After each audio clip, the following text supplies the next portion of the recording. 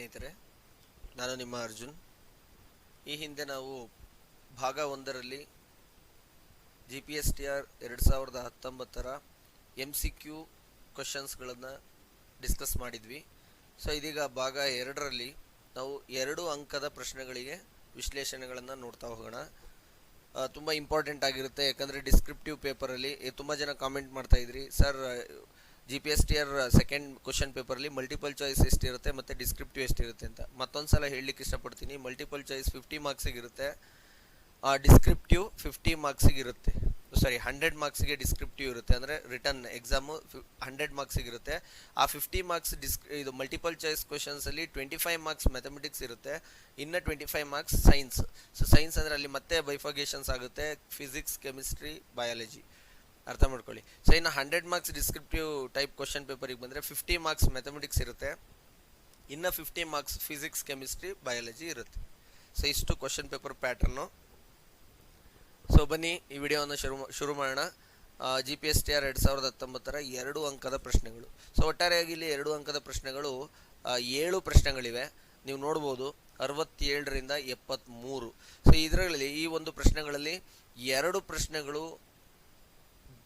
ರೇಖಾಗಣಿತದಿಂದ ಬಂದರೆ, ಅಂದರೆ geometry ಕಾನ್ಸೆಪ್ಟಿಂದ 2 questions ಬಂದರೆ, ಸೊ ಇನ್ನು HCF ಆ್ಯಂಡ್ LCM ಅಂದರೆ ಅರ್ಥಮೆಟಿಕ್ಕಿಂದ ನಮಗಿಲ್ಲಿ 2 ಕ್ವಶನ್ಸ್ ಬಂದಿದೆ. ಸೊ ಇನ್ನು ಪರ್ಮುಟೇಷನ್ ಆ್ಯಂಡ್ ಕಾಂಬಿನೇಷನ್ ಅದನ್ನು ಕೂಡ ಅರ್ಥಮೆಟಿಕ್ಕಿಗೆ ಸೇರಿಸೋದಾದರೆ 3 questions. So 2 questions from algebra. So 2 question ಆಲ್ಜಿಬ್ರಾದಿಂದ ಬಂದಿದೆ. ಬನ್ನಿ ಶುರು ಮಾಡೋಣ. ಸೊ ಈಗ ಮೊದಲನೇದಾಗಿ 67ನೇ ಪ್ರಶ್ನೆ. ಸೊ ನೀವು ಇಲ್ಲಿ ಗಮನಿಸಬಹುದು, 67ನೇ ಪ್ರಶ್ನೆ, the selling price of an article is 6/5 times its cost price. ನೋಡಿ ಎಷ್ಟು ಸಿಂಪಲ್ ಆಗಿ ಕೊಟ್ಟಿದ್ದಾರೆ, ಆದರೆ ಅರ್ಥ ಮಾಡ್ಕೊಳೋದು ತುಂಬ ಇಂಪಾರ್ಟೆಂಟ್ ಆಗುತ್ತೆ ಇಲ್ಲಿ. The selling price of an article, ಒಂದು ಸೆಲ್ಲಿಂಗ್ ಪ್ರೈಸನ್ನು ಕಂಪೇರ್ ಮಾಡ್ತಾ ಇದ್ದಾರೆ. ಯಾವುದ್ರ ಜೊತೆ ಕಂಪೇರ್ ಮಾಡ್ತಾ ಇದ್ದಾರೆ? ಕಾಸ್ಟ್ ಪ್ರೈಸ್ ಜೊತೆ ಕಂಪೇರ್ ಮಾಡ್ತಾ ಇದ್ದಾರೆ. 6/5 times its cost price. So ಹಾಗಾದರೆ what about cost price? We don't know the cost price value. Find the gain percentage of the article. So ಈ ಒಂದು ಎಂಟೈರ್ ಟ್ರಾನ್ಸಾಕ್ಷನಲ್ಲಿ ಅಥವಾ ಎಂಟೈರ್ ಬಿಸ್ನೆಸ್ಸಲ್ಲಿ ಅವನಿಗೆ ಪ್ರಾಫಿಟ್ ಆಗಿದೆ, gain means profit. So profit ಪರ್ಸೆಂಟೇಜನ್ನು find out ಮಾಡಿ ಅಂತ ಕೇಳ್ತಾ ಇದ್ದಾರೆ. ಯಾವ ರೀತಿ ಹೇಳ್ತೀರಾ ಪ್ರಾಫಿಟ್ ಆಗಿದೆ ಅಂತೇಳಿ ಅಂದರೆ 6/5 times its cost price. Cost ಪ್ರೈಸಿಗೆ 6/5ನ ಮಲ್ಟಿಪ್ಲೈ ಮಾಡಿದಾಗ ಎಷ್ಟು ಬರುತ್ತೋ ಅಷ್ಟು ಸೆಲ್ಲಿಂಗ್ ಪ್ರೈಸ್ ಇದೆಯಂತೆ, ಹೌದಾ? ಸೊ ಅದನ್ನು ಕನ್ನಡದಲ್ಲಿ ಹೇಳೋದಾದರೆ, ಒಂದು ವಸ್ತುವಿನ ಮಾರಿದ ಬೆಲೆಯು ಅದರ ಅಸಲು ಬೆಲೆಯ 6/5ರಷ್ಟು ಇದ್ದರೆ ಆ ವಸ್ತುವಿನ ಶೇಕಡಾ ಲಾಭವನ್ನು ಕಂಡು ಹಿಡಿಯಿರಿ. ಸೊ ಇಲ್ಲಿ ಗೊತ್ತಿಲ್ಲದೆ ಏನಂತದ್ದು ಯಾವುದು? ಕಾಸ್ಟ್ ಪ್ರೈಸ್, CP ಅಂತ ಕರಿತೀವಿ, X ಅಂತ ತಗೊಳ್ಳೋಣ, ಗೊತ್ತಿಲ್ಲ ಅದು ನನಗೆ. ಸೊ ಹಾಗಾದರೆ ಸೆಲ್ಲಿಂಗ್ ಪ್ರೈಸ್ ಏನಾಗಿರುತ್ತೆ? Selling price is equal to 6/5 times of X. That means 6/5 into X, or it can be written as 6X divide by 5 ಬರ್ಕೋಬಹುದು. ಸೊ ಇಷ್ಟಾಗಿರುತ್ತೆ ಸೆಲ್ಲಿಂಗ್ ಪ್ರೈಸು. ಸೊ ಇಲ್ಲಿ ಒಂದು ಸೂತ್ರ ಇದೆ, ಫಾರ್ಮುಲಾ. ಏನದು formula? Percentage of gain is equal to, or gain percentage is equal to selling price minus cost price divide by cost price into 100 ಅಂತ ಒಂದು formula ಇದೆ, ಸಿಂಪಲ್ ಫಾರ್ಮುಲಾ. ನೀವು 8th ಸ್ಟ್ಯಾಂಡರ್ಡ್ ಟೆಕ್ಸ್ಟ್ ಬುಕ್ಕಲ್ಲಿ ಕಮರ್ಷಿಯಲ್ ಅರ್ಥಮೆಟಿಕ್ ಅಥವಾ commercial mathematics ಅನ್ನೋ ಒಂದು ಕಾನ್ಸೆಪ್ಟಲ್ಲಿ ಇದೆ. Selling price is 6X divide by 5 minus cost price is X whole divide by cost price is X into 100. So ಇಲ್ಲಿ ಸಿಂಪ್ಲಿಫೈ ಮಾಡೋಣ. 6X minus 5X divided by 5 whole divide by X. So ಇಲ್ಲಿ ಏನಿಲ್ಲ ಅಂದರೆ 1 ಇರುತ್ತೆ, into 100. So 6X minus 5X is equal to 1/5. Sorry, that is not 1x. So that can be written as x/5 whole divided by x/1 into 100. ನೀವು ಇಲ್ಲಿ ಗಮನಿಸಬಹುದು, gain ಪರ್ಸೆಂಟನ್ನು find out ಮಾಡ್ತಾ ಇದೀವಿ ನಾವು. ಇದು ರೆಸಿಪ್ರೋಕಲ್ ಆದರೆ x/5 into 1/x into 100, x get cancelled out, 5 ones are 5 20s. So ಹಾಗಾದರೆ gain percentage of gain ಎಷ್ಟಾಯಿತು? 20%. So 20% is the correct answer. So ಇಷ್ಟು ನೀವು 2 ಅಂಕದ ಪ್ರಶ್ನೆಗೆ ಇಷ್ಟು ಒಂದು ಉತ್ತರನ ಬರೀಬೇಕಾಗುತ್ತೆ ನೀಟಾಗೆ. ಸೊ ಬೇಕಿದ್ರೆ ಸ್ಕ್ರೀನ್ಶಾಟ್ ತಗೊಳ್ಳಿ. ಇದೇ ರೀತಿಯ ಒಂದು ಕ್ವಶನ್ಗಳನ್ನು ಪ್ರಾಕ್ಟೀಸ್ ಮಾಡ್ತಾ ಬಂದಿದ್ದೆ ಆದರೆ ಇದೇ ರೀತಿ ಯಾವುದೇ ಕ್ವಶನ್ಗಳು ಬಂದ್ರೂ ನೀವು ಆನ್ಸರ್ನ ಮಾಡ್ಬೋದು. ಸೊ ಇದು 67ನೇ ಪ್ರಶ್ನೆಗೆ ಉತ್ತರ ಆದರೆ, ಸೊ ಈಗ 68ನೇ ಪ್ರಶ್ನೆ. ಸೊ ಈ ಒಂದು ಪ್ರಶ್ನೆಯನ್ನು ಗಮನಿಸಿದ್ರೆ if A square plus B square, ಇದು ಒಂದು ಕಂಪ್ಲೀಟ್ ಆಲ್ಜಿಬ್ರಾ ಅನ್ನೋ ಕಾನ್ಸೆಪ್ಟ್ ಇಂದ ಬಂದಿರೋಂಥ ಕ್ವಶನ್ ಅಂತ ನಮಗೆ ಡೈರೆಕ್ಟ್ ಆಗಿ ಗೊತ್ತಾಗುತ್ತೆ. So A square plus B square into X square plus Y square is equal to A X plus B Y whole square. Prove that B X is equal to A Y. So ತುಂಬ tricky ಅನಿಸುತ್ತೆ, but ಆದರೆ ತುಂಬ simple ಆಗಿರುತ್ತೆ. ಯಾಕೆ tricky ಅನಿಸುತ್ತೆ ಅಂದರೆ ಇದನ್ನ ಎಲ್ಲರೂ ಕೂಡ ಎಕ್ಸ್ಪ್ಯಾಂಡ್ ಮಾಡ್ತೀರಾ. ಏನೋ ಮಲ್ಟಿಪ್ಲೈ ಮಾಡೋದು ಎಲ್ರಿಗೂ ಗೊತ್ತಿರುತ್ತೆ, ಕಂಪ್ಯಾರಿಸನ್ ಎಲ್ರಿಗೂ ಗೊತ್ತಿರುತ್ತೆ, ಈಸಿ ಸಿಂಪ್ಲಿಫಿಕೇಶನ್ಸ್ ಕೂಡ ಎಲ್ರಿಗೂ ಗೊತ್ತಿರುತ್ತೆ. ಆದರೆ ಆ ಲಾಸ್ಟಲ್ಲಿ ಒಂದು ಸ್ಟೆಪ್ಪಲ್ಲಿ ಅದನ್ನು ಐಡೆಂಟಿಟಿಯಾಗಿ ಕನ್ವರ್ಟ್ ಮಾಡೋದೇ ಇಲ್ಲಿ ತುಂಬ ಇಂಪಾರ್ಟೆಂಟ್ ಆಗುತ್ತೆ. ನೋಡೋಣ ಸೊಲ್ಯೂಷನ್ ಏನಾಗಿರುತ್ತೆ ಅಂತ. So take down the L H S as well as R H S part together. So ಎರಡನ್ನೂ ಕೂಡ ಒಟ್ಟಾರೆಯಾಗಿ ನಾವು ತೆಗೆದುಕೊಂಡ್ರೆ, ಈ ಒಂದು ಭಾಗಗಳನ್ನು L H S and R H S ಎರಡನ್ನೂ ಕೂಡ ಒಟ್ಟಾರೆಯಾಗಿ ತೆಗೆದುಕೊಂಡ್ರೆ A square plus B square ಮತ್ತು ಎಕ್ಸ್ ಸ್ಕ್ವೇರ್ ಪ್ಲಸ್ ವೈ ಸ್ಕ್ವೇರ್ನ ಮಲ್ಟಿಪ್ಲೈ ಮಾಡಿದಾಗ A square plus X square, A square plus Y square plus B square plus X square plus B square plus B square into Y square. This is equal to, expand ಮಾಡಿ, A plus B whole square, A square X square plus B square Y square plus 2ab xy. Confuse ಆಗಬಾರ್ದು. 2ab, A ಅಂದರೆ A X, B ಅಂದರೆ B Y. So 2ab xy ಆಗುತ್ತೆ. So then transpose these three terms to L H S, we get R A X square, A square X square, A square X square get cancelled out. Then B square Y square, B square Y square get cancelled out. So ಇಲ್ಲಿ two ಟರ್ಮ್ಸ್ಗಳನ್ನ cancel ಮಾಡ್ಬೋದು. So ಇನ್ನು ಉಳಿದಿರೋ ಅಂಥ ಸಂಖ್ಯೆಗಳನ್ನು ನೋಡೋದಾದರೆ ಅಥವಾ ಟರ್ಮ್ಸ್ಗಳನ್ನ ನೋಡೋದಾದರೆ A square Y square plus B square X square minus transpose ಮಾಡ್ತಾ ಇದ್ದೀವಿ 2abxy is equal to 0. So ಇಲ್ಲಿ ತುಂಬ ಇಂಪಾರ್ಟೆಂಟ್ ಆಗುತ್ತೆ 2 ಮಾರ್ಕ್ಸಿಗೆ. ಸೊ ಈ ಒಂದು ಎಕ್ಸ್ಪ್ರೆಷನ್ ಅಥವಾ ಎಕ್ಸ್ಪ್ಯಾಂಡೆಡ್ ಫಾರ್ಮ್ನ ಅಬ್ಸರ್ವ್ ಮಾಡಿದ್ರೆ it is of the form ay minus B X whole square. ನೀವು ಬೇಕಾದರೆ ಎಕ್ಸ್ಪ್ಯಾಂಡ್ ಮಾಡಿ ನೋಡಿ ay minus B X whole ಸ್ಕ್ವೇರ್ನ. ಯಾಕಂದರೆ ಇದು A square plus B square minus 2ab ಫಾರ್ಮಲ್ಲಿದೆ. ಎ ಜಾಗದಲ್ಲಿ ay ಇದೆ, ಬಿ ಜಾಗದಲ್ಲಿ ಬಿ ಎಕ್ಸ್ ಇದೆ. So it can be written as ay minus B X whole square is equal to 0. Transpose square to R H S, we get ay minus B X is equal to square root of 0 is nothing but 0. So then transpose bx to RHS, we get ay is equal to bx or bx is equal to ay. Both are same. Hence the proof. So ನೋಡಿ, ಇಷ್ಟು ನಿಮಗೆ 2 ಮಾರ್ಕ್ಸಿಗೆ ಇಷ್ಟೇ ಬರೆದ್ರೆ ಸಾಕು. ತುಂಬ time waste ಮಾಡ್ಕೊಳಕ್ಕೆ ಹೋಗ್ಬಿಡಿ. Simple ಆಗಿ ಅದು ಏನು ಆನ್ಸರ್ ರಿಕ್ವೈರ್ಡ್ ಆನ್ಸರ್ ಇರುತ್ತೋ ಅಷ್ಟರ ಮಟ್ಟಿಗೆ ಬರೆದ್ರೆ ಸಾಕಾಗುತ್ತೆ. ಸೊ ಇಷ್ಟು ನಿಮಗೆ 68ನೇ ಪ್ರಶ್ನೆಗೆ ಉತ್ತರ ಆಗಿರುತ್ತೆ. ಸೊ ನೆಕ್ಸ್ಟ್ ಮುಂದಿನ ಪ್ರಶ್ನೆ 69ನೇ ಪ್ರಶ್ನೆ. ಇದು ಕೂಡ ತುಂಬ ಇಂಪಾರ್ಟೆಂಟ್ ಆಗಿರೋಂಥ ಪ್ರಶ್ನೆನೇ ಆಗಿರುತ್ತೆ. ಸೊ ಇದು ಪರ್ಮುಟೇಷನ್ ಆ್ಯಂಡ್ ಕಾಂಬಿನೇಷನ್. ನಾನು ಹಿಂದಿನ ವಿಡಿಯೋದಲ್ಲಿ ಹೇಳಿದ್ದೆ ಡಿಸ್ಕ್ರಿಪ್ಟಿವ್ ಆನ್ಸರಲ್ಲಿ 2 ಮಾರ್ಕ್ಸ್ ಮೈನಲ್ಲಿ permutation and combination related questions ಬರುತ್ತೆ ಅಂತ, ಹೌದಾ? ಹಾಗಾಗಿ ಅಲ್ಲೇ ಫಾರ್ಮುಲಾನ ನಾನು ಬರೆಸಿದ್ದೆ. ಸೊ ಒನ್ಸ್ ಅಗೇನ್ ನಾನು ಫಾರ್ಮುಲಾನ ಬರಿತೀನಿ. N P R is equal to N factorial divide by N minus R whole factorial and N C R is equal to n factorial divided by n minus r whole factorial into r factorial. Then one more condition is there, that is NCR is equal to n factorial divided by or npr divided by n factorial. ನೋಡಿ, so ಇದು ತುಂಬ important relation. ಇದಕ್ಕೆ ಏನಂತ ಕರಿತೀವಿ ಅಂದರೆ relationship between permutation and combination ಅಂತಲೂ ಕೂಡ ಕರಿತೀವಿ. ಸೊ ಇದು ಟೆಕ್ಸ್ಟ್ ಬುಕ್ಕಲ್ಲಿ ಇದೆ, ನೀವು ಬೇಕಾದರೆ ಗಮನಿಸ್ಬೋದು. ಓಲ್ಡ್ ಟೆಕ್ಸ್ಟ್ ಬುಕ್ ಇದ್ದರೆ N P R divide by R factorial is also called as N C R. ನೀವು ಇಲ್ಲ ಗಮನಿಸಿದ್ರೆ ಗೊತ್ತಾಗುತ್ತೆ ಈಸಿಯಾಗಿ, ಅಂತ ಏನು ಕಾಂಪ್ಲಿಕೇಟೆಡ್ ಇಲ್ಲ. ಇಲ್ಲಿ ಸಬ್ಸ್ಟಿಟ್ಯೂಟ್ ಮಾಡಿ ಮತ್ತೆ ಅಗೇನ್ ನಿಮಗೆ N C R is equal to N factorial divide by N minus R whole factorial into R factorial ಬರುತ್ತೆ. Now the question is NPR is equal to 840 and NCR is equal to 35. So now you should find out N. So N ಅನ್ನು find out ಮಾಡಿ ಅಂತ ಕೇಳಿದೆ. So ಈ ಒಂದು ರಿಲೇಷನ್ಶಿಪ್ನ use ಮಾಡಿದ್ದೇ ಆದರೆ NCR ಅಂದ್ರೇನು 35 is equal to NPR ಅಂದ್ರೇನು 840 divided by R factorial. So ಈ R factorial ಈ ಕಡೆ ಟ್ರಾನ್ಸ್ಪೋಸ್ ಮಾಡೋಣ, ಆಗೇನಾಗುತ್ತೆ R factorial is equal to 840 divided by 35.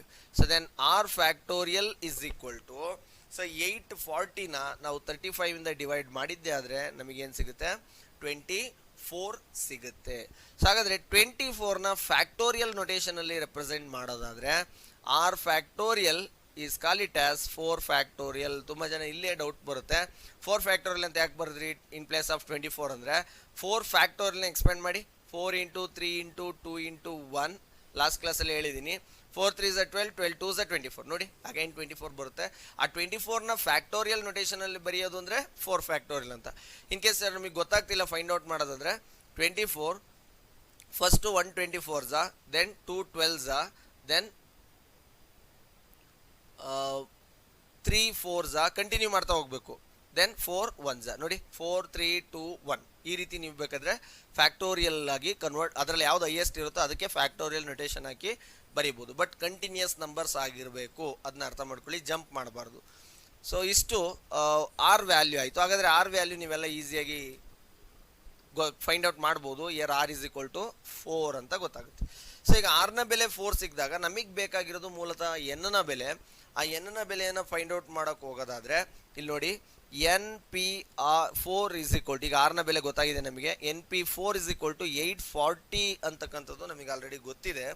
So ಈ ಎನ್ ಪಿ 4ನ ಎಕ್ಸ್ಪ್ಯಾಂಡ್ ಮಾಡಿದಾಗ ನಮಗೆ ಏನು ಸಿಗುತ್ತೆ ಅಂದರೆ ಅರ್ಥ ಏನಪ್ಪ ಅಂದರೆ ಇದನ್ನು ನಾವು ಫಾರ್ಮುಲಾಗೆ ಕಂಪೇರ್ ಮಾಡೋದಾದರೆ ನಮಗೆ N into N minus 1 into N minus 2 into N minus 3 into N minus 4 ಸಾರಿ ಎನ್ ಮೈನಸ್ 3 4 ಟರ್ಮ್ಸ್ ಇದೆ. ಯಾಕಂದರೆ 4 ನಂಬರ್ಸ್ ಅಂತ ಅಲ್ಲೇ ಆಲ್ರೆಡಿ ಆರ್ ವ್ಯಾಲ್ಯೂ ಗೊತ್ತಾಗ್ತಾ ಇದೆ. ಹಾಗಾಗಿ 4 ಟೈಮ್ಸ್ ಎಕ್ಸ್ಪ್ಯಾಂಡ್ ಮಾಡಿದ್ರದನ್ನ ಅದಕ್ಕೆ 840 ಈಕ್ವಲ್ ಆಗಿರುತ್ತೆ.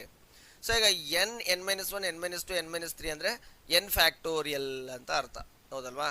ಸೊ ಎನ್ ಫ್ಯಾಕ್ಟೋರಿಯಲ್ ಅಂತ ಆದರೆ ಈ 4 ಟೈಮ್ಸಲ್ಲಿ ವ್ಯಾಲ್ಯೂಸ್ಗಳು, ಫಾರ್ ಎಕ್ಸಾಂಪಲ್ 6 ಇಂದ ಸ್ಟಾರ್ಟ್ ಮಾಡಿದ್ರೆ 6 5 4 2 ಅಂತ ಸಾರಿ 3 ಅಂತ ಬರಬೇಕು.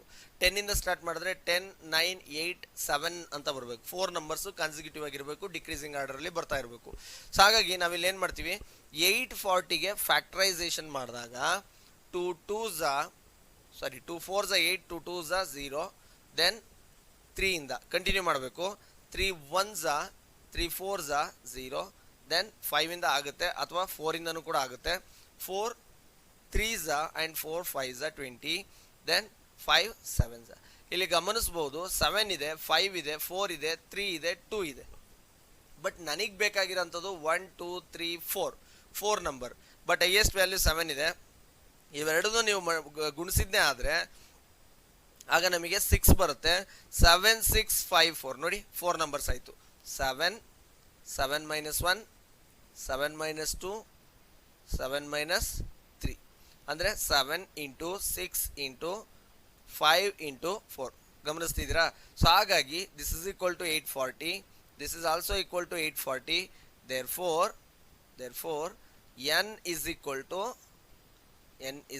to 7 ನೋಡಿ ಗಮನಿಸಬಹುದು, ನಿಮಗೆ ಎನ್ ವ್ಯಾಲ್ಯೂ ಸಿಕ್ಕಿದೆ. So n is equal to 7 is the right answer. ಈ ರೀತಿ ನೀವೇನು ಮಾಡ್ಬೋದು, ಈಸಿಯಾಗಿ ಎನ್ನ ಬೆಲೆಯನ್ನು ಕಂಡುಹಿಡಿಬಹುದು. ಇದು permutation and combination related question. ಸೊ ತುಂಬ ಜನ ಇಲ್ಲಿ ಕನ್ಫ್ಯೂಸ್ ಆಗ್ತೀರಾ, sir N into N minus 1 N minus 2 N minus 3 is equal to 840 ಅಂತ ಯಾವ ರೀತಿ ಬರೋದ್ರಿ ಅಂತ, ಇದು ತುಂಬ ಜನಕ್ಕೆ ಡೌಟ್ ಇರುತ್ತೆ. ಸೊ ಅದಕ್ಕೆ 2 ಮಾರ್ಕ್ಸ್ ಕ್ವಶನ್ ಆಗಿರೋದ್ರಿಂದ ಡೈರೆಕ್ಟಾಗಿ ಬರ್ತಿದ್ದೀನಿ. ಇನ್ ಕೇಸ್ ನಿಮಗೆ ಡೌಟ್ ಇದ್ರೆ ಇಲ್ಲಿ ಗಮನಿಸ್ಬೋದು ನೀವು, ಇದನ್ನು ಎನ್ ಪಿ ಆರ್ ಫಾರ್ಮುಲಾದಲ್ಲಿ ಎಕ್ಸ್ಪ್ಯಾಂಡ್ ಮಾಡಿದಾಗ N factorial divide by N minus 4 whole factorial is equal to 840 ಅಂತ ಬರಿತೀವಿ, ಹೌದಲ್ವಾ? ಸೊ ಎನ್ ಮೈನಸ್ 4ವರೆಗೂ ಎನ್ನನ್ನು ಎಕ್ಸ್ಪ್ಯಾಂಡ್ ಮಾಡಿದ್ದೆ ಆದರೆ N into N minus 1 into N minus 2 into N minus 3 into N minus 4 whole factorial divide by N minus 4 whole factorial is equal to 840. ಗಮನಿಸ್ರಿ, so ನಾವು multiple ಚಾಯ್ಸಲ್ಲಿ ಹೇಳಿದ್ದೆ ಇದನ್ನು. ಎನ್ ಮೈನಸ್ 4 ಕ್ಯಾನ್ಸಲ್ ಆದಾಗ ಗಮನಿಸ್ರಿ, N into N minus 1 N minus 2 N minus 3 is equal to 840. ಅದನ್ನೇ ನಾನು ಇಲ್ಲಿ ಬರ್ದಿರೋದು, ಅರ್ಥ ಆಗ್ತಿದೆಯಾ? ಸೊ ಇನ್ ಕೇಸ್ ಡೌಟ್ ಇದ್ದರೆ ಇದು ಕ್ಲಾರಿಫಿಕೇಶನ್ ಅಂತ ಅಂದ್ಕೊಳ್ತೀನಿ. ಸೊ ಇದು 69th ಕ್ವಶನ್ಗೆ ಆನ್ಸರ್ ಆಗಿರುತ್ತೆ. ಈಗ ನೆಕ್ಸ್ಟ್ ಮುಂದಿನ ಪ್ರಶ್ನೆ. ಸೊ ಈ ಒಂದು ಪ್ರಶ್ನೆ ನಿಮಗೆ ವೆಯ್ಟ್ ಮಾಡಿ, 70th ಕ್ವಶನ್ನು. ಸೊ ಇದು ಕೂಡ ಆಲ್ಜಿಬ್ರಾಯಿಕ್ ಎಕ್ಸ್ಪ್ರೆಷನ್ ಚಾಪ್ಟರ್ ಇಂದ ಬಂದಿರೋಂಥದ್ದು, ಅದರಲ್ಲೂ ಕೂಡ ಪರ್ಟಿಕ್ಯುಲರ್ ಆಗಿ ಪಾಲಿನಾಮಿಯಲ್ಸ್ ಚಾಪ್ಟರ್ದು. The quotient obtained on dividing. So ನೋಡಿ, ಇಲ್ಲೊಂದು ಅಫ್ಕೋರ್ಸ್ ನಾವು ಯಾವುದೇ ಒಂದು ಡಿವೈಸರಿಂದ ಡಿವೈಡ್ ಮಾಡ್ತಾ ಇದ್ದೀವಿ ಅಂದರೆ ನಮಗೊಂದು ಕೋಶೆಂಟ್ ಸಿಗುತ್ತೆ, ಹೌದಾ? ಆ ಕೋಶೆಂಟ್ ಕೂಡ ಅವರೇ ಕೊಟ್ಟಿದ್ದಾರೆ. In terms of A and B is X square minus A X square plus B X plus 6, then find A and B and also the remainder. ಅಲ್ಲಿ ಎ ಮತ್ತು ಬಿ ವ್ಯಾಲ್ಯೂ ಫೈಂಡ್ ಔಟ್ ಮಾಡಬೇಕಂತೆ, ಮತ್ತು ಅದರಲ್ಲಿ remainder ಏನಿದೆ ಅಂತ find out ಮಾಡಬೇಕಂತೆ. 2 ಮಾರ್ಕ್ಸಿಗೆ ಡಿವಿಷನ್ನು ಡೈರೆಕ್ಟ್ ಡಿವಿಷನ್ ಮಾಡ್ಬೋದು. ಎಕ್ಸ್ ಪ್ಲಸ್ 4ಇಂದ ನೀವೇನು ಮಾಡಬೇಕು, ಡಿವೈಡ್ ಮಾಡಬೇಕು. X to the power 4 plus 10x cube plus 35x square plus 50x plus 29. So ಇಷ್ಟನ್ನು ನೀವು ಡಿವೈಡ್ ಮಾಡಬೇಕಾಗುತ್ತೆ. ಸೊ ಡಿವೈಡ್ ಮಾಡೋಕ್ಕೆ ಒಂದು ಟ್ರಿಕ್ಕು, ತುಂಬ ಜನಕ್ಕೆ ಡಿವಿಷನ್ನು ಸ್ವಲ್ಪ ಕಷ್ಟ ಅನಿಸುತ್ತೆ, ಆಯಿತಾ? ಸೊ ಹಾಗಾಗಿ ಡಿವಿಷನಿಗೆ ಒಂದು ಟ್ರಿಕ್ ಏನಪ್ಪ ಅಂದರೆ, ಫಸ್ಟ್ ನೀವು ಯಾವುದನ್ನು ಯಾವ ಲೆಟರಿಂದ ಡಿವೈಡ್ ಮಾಡಬೇಕು ಅದನ್ನು ಫಸ್ಟ್ ಇಲ್ಲಿ ಬರ್ಕೊಳ್ಳಿ. X to the power 4 first term ಇಲ್ಲಿ ಬಂದು ಎಕ್ಸ್ ಕ್ಯಾನ್ಸಲ್ ಆದರೆ ನಮಗೇನು ಉಳಿಯುತ್ತೆ ಔಟ್ಕಮ್ಮು, ಎಕ್ಸ್ ಕ್ಯೂಬ್ ಉಳಿಯುತ್ತೆ. So take down X cube here. ಈ ರೀತಿನೂ ಕೂಡ ನಾವು ಕೋಶೆಂಟನ್ನು ಡಿಫೈನ್ ಮಾಡ್ಕೋಬಹುದು. ಈಗ ಮಲ್ಟಿಪ್ಲೈ ಮಾಡಿ, X cube into X to the power 4 plus 4 into X cube 4x cube. ನೋಡಿ ಎಷ್ಟು ಸರಳ ಅನಿಸುತ್ತೆ. ಮೈನಸ್ ಮೈನಸ್, ಸೊ ಇಲ್ಲಿ X to the power 4 cancel ಆಗುತ್ತೆ. 10x cube minus 4x cube is equal to 6x cube. ನೋಡಿ next ಟರ್ಮ್ನ carry ಮಾಡ್ತೀವಿ 35x square ಅಂತ. ಸೊ ಈಗೇನು ಮಾಡಿ 6x ಕ್ಯೂಬನ್ನ ತಗೊಳ್ಳಿ ಫಸ್ಟ್ ಲೆಟರು. ಸೊ ಇದರಲ್ಲಿ ಫಸ್ಟ್ ಲೆಟರು ಎಕ್ಸ್ ಕ್ಯಾನ್ಸಲ್ ಆದರೆ ನಿಮಗೇನು ಸಿಗುತ್ತೆ, 6x ಸ್ಕ್ವೇರ್ ಸಿಗುತ್ತೆ. ಪ್ಲಸ್ 6x ಸ್ಕ್ವೇರ್ನ ಇಲ್ಲಿ ಪ್ಲೇಸ್ ಮಾಡಿ. ಸೊ 6x ಸ್ಕ್ವೇರ್ನ ಇದಕ್ಕೆ ಮಲ್ಟಿಪ್ಲೈ ಮಾಡ್ತಾ ಬನ್ನಿ. 6x cube plus 6 4 24x square. So ನೀವು ಗಮನಿಸ್ಬೋದು ಇಲ್ಲಿ minus minus 6x cube cancel ಆಯಿತು. 35 ಮೈನಸ್ 24 ಅಂದರೆ ನಿಮಗೆ 11x ಸ್ಕ್ವೇರ್ ಬರುತ್ತೆ. ಸೊ ನೆಕ್ಸ್ಟ್ ಟರ್ಮ್ ಅಂದರೆ 50xನ್ನು ಪ್ಲಸ್ 50xನ್ನು ಕ್ಯಾರಿ ಮಾಡ್ತಾ ಇದ್ದೀನಿ ಇಲ್ಲಿ. ಸೊ ಇದನ್ನು ನಾನು ರಬ್ ಮಾಡ್ತಾ ಇದ್ದೀನಿ. ಸೊ ನಿಮಗೆ ಆಲ್ರೆಡಿ ಗೊತ್ತಿದೆ. ಅದೇ ರೀತಿ ಮತ್ತೆ ಕಂಟಿನ್ಯೂ ಮಾಡೋದಾದರೆ ಅದನ್ನೆಲ್ಲ ಬರೆಯೋ ಅವಶ್ಯಕತೆನೂ ಇಲ್ಲ. 11x square divided by X cancel ಆಯಿತು, 11x ಬಂತು. ಸೊ ನೆಕ್ಸ್ಟು ಕೋಎಫಿಷಿಯೆಂಟು 11x ಇರಬೇಕಂತ ಗೊತ್ತಾಗುತ್ತೆ. 11x into X 11x square plus 11 4 44x. So subtract ಮಾಡಿದ್ರೆ 50 ಮೈನಸ್ 44 6x ಬರುತ್ತೆ. Last term that is 29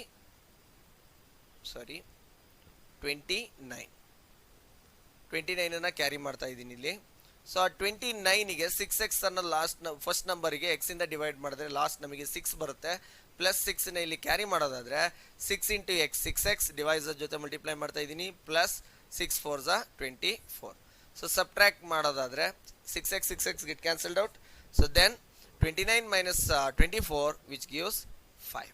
so ಈಗ ನಿಮಗೆ ಬಹುತೇಕ ಆನ್ಸರ್ ಗೊತ್ತಾಗಿರ್ಬೋದು, ಬಟ್ ಆದರೆ ಇಷ್ಟಕ್ಕೆ ಆಗಲ್ಲ. ಅದು ಕೋಶೆಂಟನ್ನು ಅವರೊಂದು ಕೋಶೆಂಟನ್ನು ಕೊಟ್ಟಿದ್ದಾರೆ. Q of X is equal to X square minus A X square plus B X plus 6 ಅಂತ. ಅದ್ರ ಕೆಳಗಡೆ ನಮ್ಮ ಅಪ್ಟೈನ್ಡ್ ಕೋಶೆಂಟನ್ನು ಬರೆಯೋಣ ಇಲ್ಲಿ. ಎಕ್ಸ್ ಕ್ಯೂಬ್ ಅದು X cube plus 6x square plus 11x plus 6 ಅಂತ. ನೋಡಿ 6 ಎಕ್ಸ್ ಕ್ಯೂಬ್ ಸೇಮ್ ಇದೆ. ಸೊ ಈಗ ಎ ಜಾಗದಲ್ಲಿ ಯಾವ ವ್ಯಾಲ್ಯೂ ಇದೆ ಅಂತ ನೋಡ್ಬೇಕು, ಗಮನಿಸ್ಬೇಕು. ಸೊ ಇಲ್ಲಿ minus A is equal to plus 6, therefore A is equal to 6 ಅಂತ ಗೊತ್ತಾಗುತ್ತೆ. ಮೈನಸ್ 6 ಅಂತ ಗೊತ್ತಾಗುತ್ತೆ, ಗಮನಿಸ್ಬೇಕು ಇಲ್ಲಿ ಮೈನಸ್ 6. ಸೊ ದೆನ್ ಬಿ ಜಾಗದಲ್ಲಿ ಪ್ಲಸ್ 11 ಇದೆ, B is equal to plus 11 and the remainder R is equal to 5. So ಇಷ್ಟು ಬರೆದ್ರೆ ನಿಮ್ಮ ಉತ್ತರ ಸಫಿಷಿಯೆಂಟ್ ಆಗುತ್ತೆ. ಸೊ ಇಷ್ಟು 70ನೇ ಪ್ರಶ್ನೆಗೆ ಉತ್ತರ ಆಗಿರುತ್ತೆ. ಸೊ ನಂತರ ಮುಂದಿನ ಪ್ರಶ್ನೆಗೆ ಹೋಗೋದಾದರೆ 71ನೇ ಪ್ರಶ್ನೆ. ಬಹುತೇಕ 2 ಅಂಕದ ಪ್ರಶ್ನೆಗಳೆಲ್ಲವೂ ಕೂಡ ಈಸಿನೇ ಇದೆ. 71ನೇ ಪ್ರಶ್ನೆ, find the least number that should be added to 2497 so that the sum is exactly divisible by 5, 6, 4 and 3. ನೋಡಿ ತುಂಬ ಇಂಪಾರ್ಟೆಂಟ್ ಕ್ವಶನು. ಲಾಸ್ಟ್ ಕ್ವಶನ್ ಪೇಪರಲ್ಲಿ ಕೂಡ ಒಂದು LCM HCF ಕ್ವಶನ್ ಇತ್ತು, ಇಲ್ಲೂ ಕೂಡ ಅಷ್ಟೇ. ಎರಡೂ ಪ್ರಾಬ್ಲಮ್ಸ್ಗಳು ಕೂಡ LCM ರಿಲೇಟೆಡ್ ಕ್ವಶನ್ನೇ ಆಗಿದೆ. ಸೊ ಈಗ 2497 ಅನ್ನೋಂಥ ನಂಬರು, 2497 ಅನ್ನೋ ನಂಬರು 5, 6, 4, 3 ಈ 4 ಡಿಜಿಟ್ ಸಿಂಗಲ್ ಡಿಜಿಟ್ ನಂಬರಿಂದ ಎಕ್ಸಾಕ್ಟ್ ಡಿವೈಡ್ ಆಗಬೇಕಂದ್ರೆ ನಾವು ಈ ಸಂಖ್ಯೆಗೆ ಏನನ್ನು ಆ್ಯಡ್ ಮಾಡಿದಾಗ ಇದು ಎಕ್ಸಾಕ್ಟ್ ಡಿವೈಡ್ ಆಗುತ್ತೆ ಅಂತ ನೀವು ಇಲ್ಲಿ ಕ್ವಶನ್ ಇರೋದು.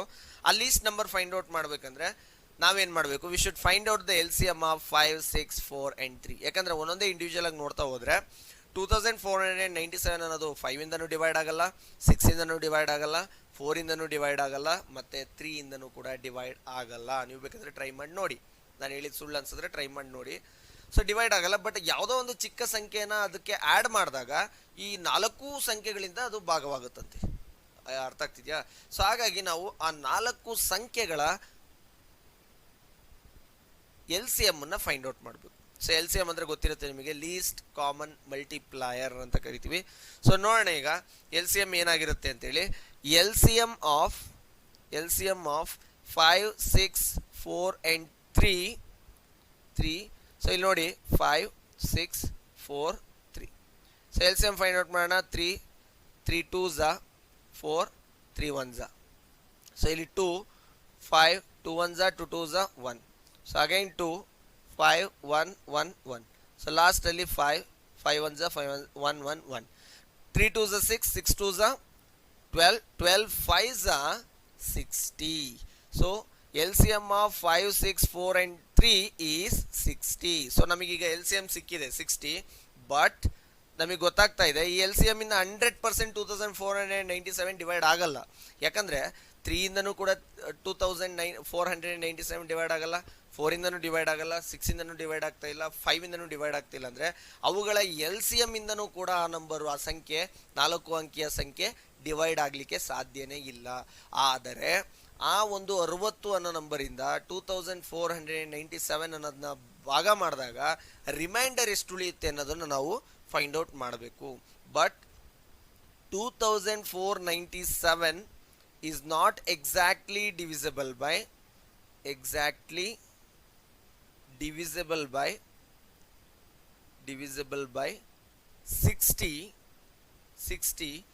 if you divide ನೋಡಿ, ಸ್ಟೇಟ್ಮೆಂಟ್ಸ್ ತುಂಬಾ ಇಂಪಾರ್ಟೆಂಟ್ ಇಲ್ಲಿ. If you divide 2497 by 60, you will get its remainder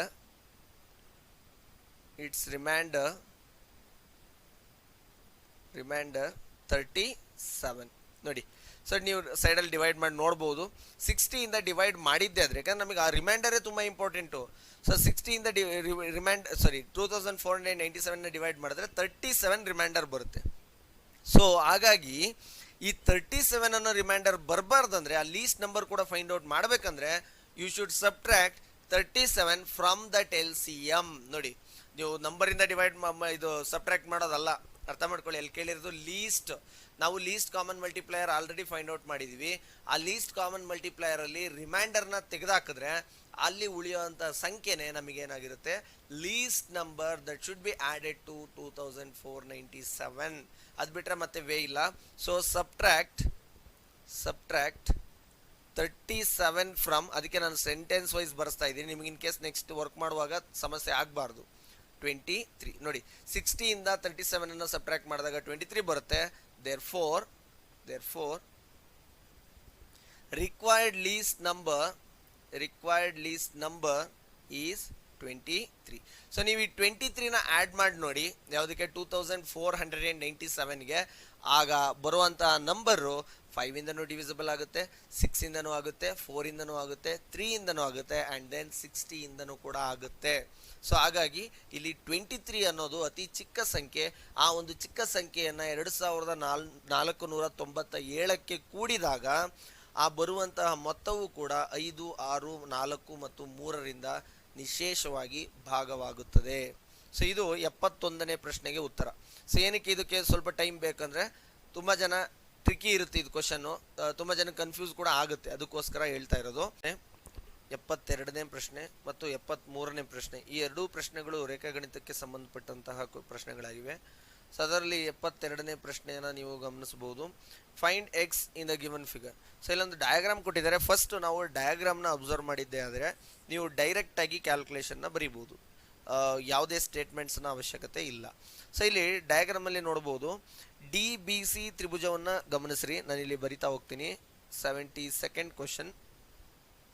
in triangle DBC ತ್ರಿಭುಜದಲ್ಲಿ D B is equal to D C. ಯಾಕಂದರೆ ಇದೊಂದು ಐಸೋಸ್ಲಸ್ ತ್ರಿಭುಜ ಆಗಿದೆ, ಯಾಕಂದರೆ ಅಲ್ಲೇ ಕೊಟ್ಟಿದ್ದಾರೆ ಐಸೋಸ್ಲಸ್ ಟ್ರಯಾಂಗಲ್ ಅಂತೇಳಿ 2 ಸೈಡ್ಸನ್ನು ಮಾರ್ಕ್ ಮಾಡಿದ್ದಾರೆ. ಸೊ ಹಾಗಾಗಿ ನೀವು ಗಮನಿಸ್ಬೋದು ಡಿ ಬಿ ಸಿ ಕೋನವು ಡಿ ಸಿ ಬಿ ಕೋನಕ್ಕೆ ಸಮವಾಗಿರುತ್ತೆ. ಅವೆರಡೂ ಕೂಡ ಎಷ್ಟಿದೆ, 42 ಡಿಗ್ರಿ ಇದೆ. ಸೊ ಇದೊಂದು ಇನ್ಫಾರ್ಮೇಷನ್ ಇರಲಿ. ಸೊ ಇನ್ನೊಂದು ಇನ್ಫಾರ್ಮೇಷನನ್ನು ನೋಡೋದಾದರೆ, ಅಥವಾ ಇಲ್ಲಿ ಇನ್ನೊಂದು ಕಂಡೀಷನನ್ನು ಬರ್ಕೋಬೋದು. ಆ ಕಂಡೀಷನ್ ಯಾವುದು ಅಂತ ನೀವೇನಾದರೂ ಕೇಳೋದಾದರೆ, ಇಲ್ಲಿ ಒಂದು ಎಕ್ಸ್ಟೀರಿಯರ್ ಆ್ಯಂಗಲ್ ಇದೆ ಎ ಡಿ ಬಿ ಅಂತ. ಈ ಒಂದು ಡಿ ಬಿ ಸಿ ತ್ರಿಭುಜಕ್ಕೆ ಇ ಡಿ ಬಿ ಅನ್ನೋದು ಒಂದು ಎಕ್ಸ್ಟೀರಿಯರ್ ಆ್ಯಂಗಲ್ ಆಗಿರುತ್ತೆ. E D B is equal to, ನಮಗೆ ಎಕ್ಸ್ಟೀರಿಯರ್ ಆ್ಯಂಗಲ್ ಪ್ರಾಪರ್ಟಿ ಗೊತ್ತಿದೆ, exterior angle is equal to the sum of 2 interior opposite angles ಅಂತ. ಅಂದರೆ ಯಾವುದೇ ಒಂದು ತ್ರಿಭುಜದ ಒಂದು ಬಾಹುವನ್ನು ಎಕ್ಸ್ಟೆಂಡ್ ಮಾಡಿದಾಗ ಅಥವಾ ಪ್ರೊಡ್ಯೂಸ್ ಮಾಡಿದಾಗ ಆ ಒಂದು ಅಲ್ಲಿ ಮಾರ್ಪಟ್ಟಂಥ ಕೋನವನ್ನು ನಾವು ಎಕ್ಸ್ಟೀರಿಯರ್ ಆ್ಯಂಗಲ್ ಅಂತ ಕರಿತೀವಿ. ಆ ಎಕ್ಸ್ಟೀರಿಯರ್ ಆ್ಯಂಗಲ್ ಯಾವಾಗಲೂ ಏನಾಗಿರುತ್ತೆ, ಆ ಒಂದು ತ್ರಿಭುಜದ ಒಳಗಡೆ ಇರುವಂತಹ ವಿರುದ್ಧ ಕೋನಗಳ ಮೊತ್ತಕ್ಕೆ ಸಮನಾಗಿರುತ್ತೆ ಅಂತ. ಹಾಗಾದರೆ ಇಲ್ಲಿರುವಂತಹ ಒಂದು ಕೋನ ನಮಗೆ ಯಾವುದು ಅಂತ ಗೊತ್ತಾಗಲ್ಲ. ಸೊ ಹಾಗಾಗಿ ನಾನು ಇದನ್ನು ನಂತರದಲ್ಲಿ ಎಕ್ಸ್ಪ್ಲೈನ್ ಮಾಡಲಿಕ್ಕೆ ಇಷ್ಟಪಡ್ತೀನಿ. ಸೊ ತದನಂತರ ನೀವು ಇಲ್ಲಿ ಇನ್ನೂ ಒಂದು ತ್ರಿಭುಜ ಇದೆ, ಯಾವುದದು ಅಬ್ಸರ್ವ್ ಮಾಡಿ, ಇನ್ triangle D A B. So ಇಲ್ಲಿ ಡಿ ಎ ಬಿ ಅನ್ನೋ ತ್ರಿಭುಜನ ನೀವು ಗಮನಿಸಿದ್ದೆ ಆದರೆ ಇಲ್ಲೂ ಕೂಡ 2 ಮಾರ್ಕ್ಗಳನ್ನು ಕೊಟ್ಟಿದ್ದಾರೆ. ಅದರ ಅರ್ಥ ಏನು, D B is equal to A B ಅಂತ ಅರ್ಥ. ಈ ಒಂದು 2 ಅಂದರೆ ಸಮದ್ವಿ ಬಾಹು ತ್ರಿಭುಜ ಅಂತ ಗೊತ್ತಾಗುತ್ತೆ ನಮಗೆ ಇಲ್ಲಿ ಡಿ ಎ ಬಿ ಕೂಡ. ಈ ಡಿ ಎ ಬಿ ಸಮದ್ವಿ ಬಾಹು ತ್ರಿಭುಜದಲ್ಲಿ angles opposite to the same side are always equal ಅಂತ ಕರಿತೀವಿ. ಸೊ ಹಾಗಾಗಿ ಆ್ಯಂಗಲ್ ಎ ಡಿ ಬಿ ನೀವು ಡಯಾಗ್ರಾಮಲ್ಲಿ ಸರಿಯಾಗಿ ಗಮನಿಸಬೇಕು. ಆ್ಯಂಗಲ್ ಡಿ ಎ ಬಿ ಎರಡೂ ಕೂಡ ಒಂದೇ, ಬಟ್ ಆದರೆ ನಮಗೆ ಯಾವ ಕೋನಗಳು ಕೂಡ ಗೊತ್ತಿಲ್ಲ. ಸೊ ಹಾಗಾಗಿ ಅವೆರಡನ್ನು ನಾವೇನು ಮಾಡ್ತೀವಿ, ವೈ ಅಂತ ಬರ್ಕೊಳ್ಳೋಣ. ಸೊ ಈಗ ಎಕ್ಸ್ಟೀರಿಯರ್ ಆ್ಯಂಗಲ್ ಪ್ರಾಪರ್ಟಿಗೆ ಬರ್ತೀನಿ. ಇಲ್ಲಿ ಗಮನಿಸ್ಬೋದು ಇ ಡಿ ಬಿ ಅನ್ನೋದೊಂದು ಎಕ್ಸ್ಟೀರಿಯರ್ ಆ್ಯಂಗಲ್ ಆಗಿದೆ. ಆ ಇ ಡಿ ಬಿ ಅಂದರೆ E D B is equal to angle D B C plus angle D C B. ನೀವು ಡೈರೆಕ್ಟಾಗಿ ಬರ್ಕೋಬಹುದು. ಇ ಡಿ ಬಿ ಕೋನವು 2 ಕೋನಗಳನ್ನು ಒಳಗೊಂಡಿದೆ. ಅದು ಯಾವ್ಯಾವುದು, X plus Y is equal to D B C ಕೋನ ಮತ್ತು ಡಿ ಸಿ ಬಿ ಕೋನ ಎರಡೂ ಕೂಡ ಒಂದೇ, 42 ಡಿಗ್ರಿ ಪ್ಲಸ್ 42 ಡಿಗ್ರಿ. ಸೊ ಇದರಲ್ಲಿ ನಿಮಗೆ ಒಂದು ಕಂಡೀಷನ್ ಸಿಗುತ್ತೆ, X plus Y is equal to 84 degree. Equation 1 ಅಂತ ಬರ್ಕೊಳ್ಳಿ. ಅದಕ್ಕೆ ಡಯಾಗ್ರಾಮ್ ತುಂಬ ಇಂಪಾರ್ಟೆಂಟ್ ಅಂತ ಹೇಳಲಿಕ್ಕೆ ಇಷ್ಟಪಡ್ತೀನಿ ಇಲ್ಲಿ. So next in triangle D A C angle X ಅನ್ನೋದು ಹೊರಕೋನ ಆಗುತ್ತೆ, ಅಂದರೆ ಎಕ್ಸ್ಟೀರಿಯರ್ ಆ್ಯಂಗಲ್ ಆಗುತ್ತೆ.